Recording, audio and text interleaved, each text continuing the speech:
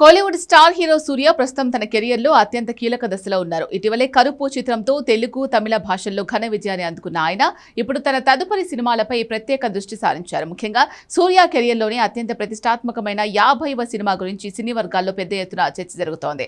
ఈ క్రమంలో talented director Nelson Delhi Kumar దర్శకత్వంలో సూర్య నటించనున్నట్లు వార్తలు వినిపిస్తున్నాయి.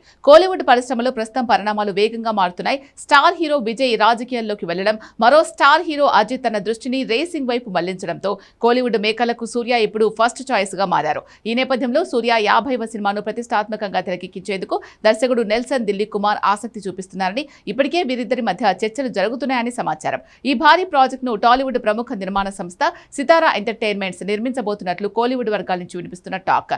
నిర్మాత నాగవంశీ ఇప్పటికే దర్శకుడు నెల్సన్ కు భారీ అడ్వాన్స్ కూడా ఇచ్చారని తెలుస్తోంది. నిజానికి దర్శకుడు నెల్సన్ మొదట ఎన్టీఆర్ తో సినిమా చేయాలనుకున్నారు. అయితే ఎన్టీఆర్ ప్రస్తుతం ప్రశాంత్ నీల్ దర్శకత్వంలో డ్రాగన్ మరియు త్రివిక్రమ్ దర్శకత్వంలో గాడ్ ఆఫ్ వార్ సినిమాలతో చాలా బిజీగా ఉన్నారు. ఎన్టీఆర్ డేట్స్ అందుబాటులో లేకపోవడం వల్లే ఆ గ్యాప్ లో సూర్య ప్రాజెక్ట్ ను నెల్సన్ లైన్ లోకి తెచ్చినట్లుగా ప్రచారం సాగుతోంది.